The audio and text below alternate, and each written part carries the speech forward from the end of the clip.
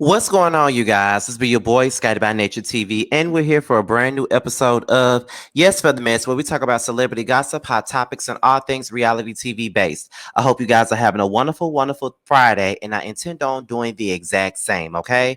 Now, let's go ahead and get into the mess for today, and we're here to discuss Miss Denea Jackson, okay? It's been a while since we've talked about her, but if you don't know who Denea Jackson is, she was the wife of not Reaction, relationship expert in air quotes, Derrick Jaxn. She's most known for the video that they did together when he was exposed for cheating on her when she had on a bonnet, and she was the one who was being attacked because of her appearance. Okay, now she did an interview with this podcast. Okay, let me go back because I just got done listening to it, and then I had to skim through just a little bit of it or whatever. But let me see what the name of this. What's the name of this podcast? It was the Dear Future Wifey, okay? And I listened to it and I took some notes on it. And she talked about a lot of things, and it kind of made me think of her in a different light, in a sense, because she pretty much shedded light on her upbringing and the things that she went through and why she's the way that she is. She started off by talking about having teenage parents. Her mother was 16 when she had her, and her father was 18. And not only did she have teenage parents, but she had abandonment issues with her father. He made a lot of broken promises. You know, he had promised to do things for her, and he would not come through with the promises. He didn't necessarily know how to be a father.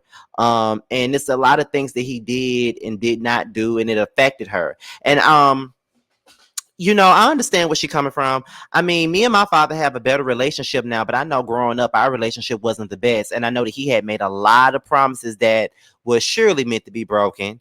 And, I resented him for those broken promises for many, many years or whatnot. And, it was hard. It was troubling. It was difficult to deal with that because, as a young black boy, you want your father in your life, but he wasn't around. And with her, she's a woman where she was a young girl and she needed that male guidance in her life as well. You know, a child needs both parents. And, I'm pretty sure it was very difficult, but it was probably difficult for him because he had her at a young age, and that's no excuse. But, he probably didn't even know how to be no damn parent. It was doomed from the very beginning in my eyes. We don't even know what his background was, to be honest, but that's not an excuse for you to make broken promises. Like, you got a child. If you know you can't do something for this particular child, and don't make no promises that were meant to be broken. You know what I mean? Like, I've never been a fan of parents making promises to their kids that they know that they can't necessarily keep. But her father died at 12. So that was another thing. And then she had childhood traumas. And she felt like growing up, she caused issues with her father and her stepmother's relationship. Like, they had their own family, and she isn't the daughter of her stepmom. So she felt like a lot of the times when her stepmother and her father would argue, a lot of the times the arguments would be centered around her. At least that's just the way that she felt. You feel what I'm saying? And that's why she was acting out the way that she was, because she felt like, she felt abandoned at that particular moment. She felt like she wasn't wanted nor needed. And that's why she reacted the way that she did. And she felt like, she was the root of the issues between her stepmother and her father's relationship, and why it wasn't working out the way that it probably should have been. She also revealed that she was sexually abused at the age of 19.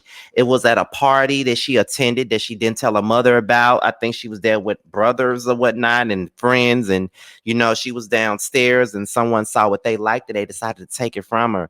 And she didn't tell anybody about it. She stayed silent about the incident for like 5 years. So she didn't want nobody to know about it. And it's always disheartening to hear stories about women that have had a history where they were abused sexually by some man or whatever, because my mother was,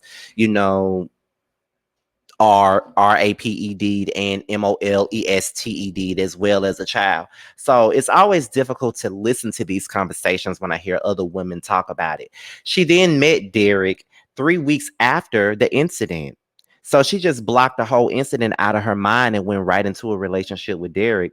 She was attracted to Derrick's charm, charisma and his humor, people thought that they didn't match. I mean, he was this dark-skinned, fine, athletic jock. She was this quiet girl with pimples all over her face. So a lot of folks really didn't think that they were a good matchup. You know what I mean? Like, of course you don't think that. I mean, going to college and going to high school, you see these quiet girls dating these big mouthed ass, football players and stuff like that every girl wants. And then when a girl sees the quiet girl with the man that everybody wants, they be like, how she get him? She don't deserve to have him. How she, you know what I'm saying? You feel what I mean? Like all that. So it's crazy how that works out.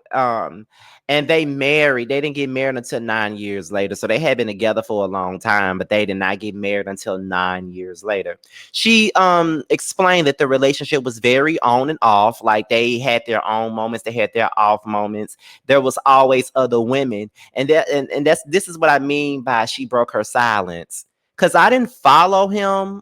I didn't follow what's his name? I didn't follow Derrick Jaxn like that. I just used to see him doing videos and stuff and doing interviews and talking about relationships and talking about women and stuff like that, and how he was talking about K Michelle and how she felt like all men were the devil and stuff like that. And now, it's kind of like he always had other women. So even then, even back in the gap before he became who he is today, he always had other women. Even while he was with her back in the gap, he had other women.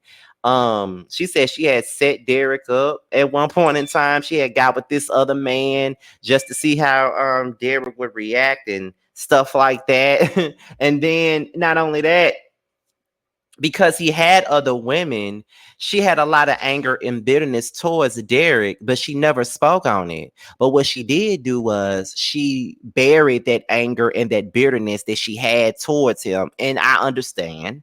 I mean, I think that anybody would have some anger and bitterness towards somebody if they've been doing the right thing, but yet and still they're the ones that's getting cheated on and stuff like that and being treated a certain type of way. And that's normally the way that things like that go, is that when you're the one that's being, faithful, you're the one that's getting cheated on in a sense. You feel what I'm saying? So I understand where she's coming from. Like she had that bitterness, but at the same time, to me, it's kind of like maybe she should have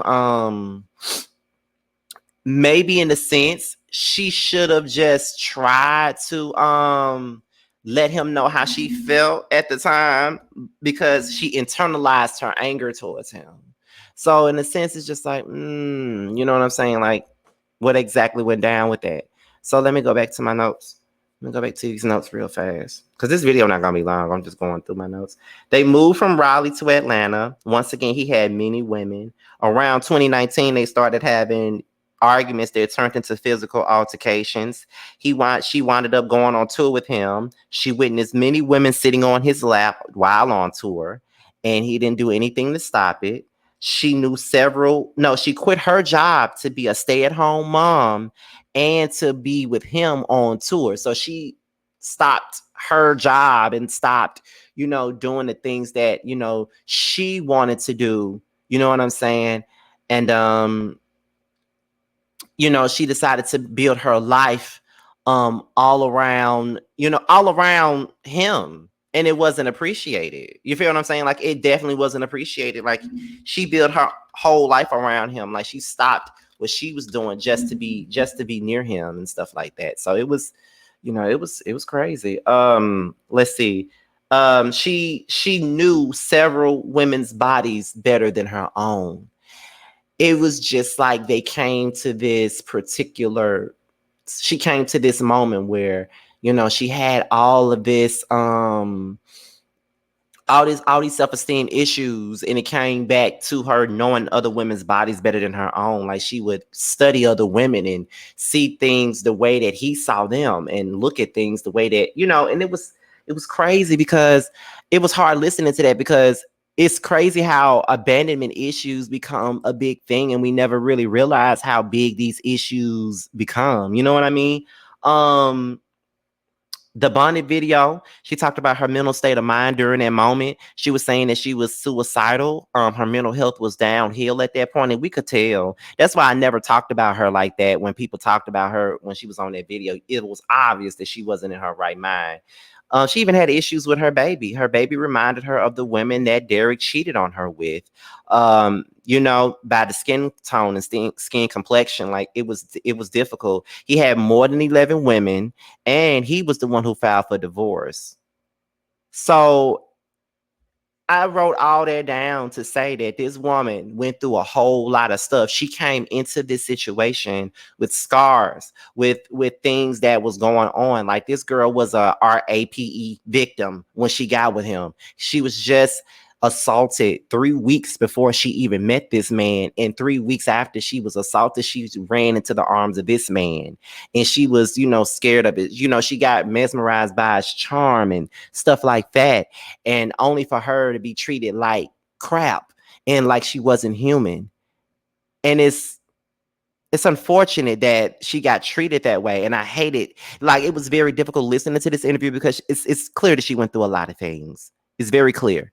um and you look at these videos that Derrick Jaxn did, and you see what he was talking about and the things that he, quote unquote, represented as a man, and the things that he liked as a man, and how he saw relationships, and how he was the right person to speak on relationships. And when it was pretty obvious that he wasn't the one to really speak on anybody's relationship, when he was the one that was putting his wife through all of this drama and beating her down and beating down her self-esteem. I'll never forget when he was on V103 chastising K. Michelle about her opinions on what a man was and how a man acted and why she don't trust men. And he was the man that she was talking about. It's very crazy how the tables turn. But I suggest y'all go and listen to that entire interview. It's 2 parts. I'm gonna put the link down below if y'all are interested. But that's pretty much my notes on that. So with that being said, this be your boy Scotty by Nature TV. Be sure to like, rate, comment, subscribe, share this video, and click on that notification bell so you can be notified whenever a video drops. If you want to follow me on any form of social media, my Twitter, my Instagram, and my TikTok will be down below in the description box. With that being said, you guys, your boys up out of here. Until my next video, I will holler at you guys a little bit later. Bye.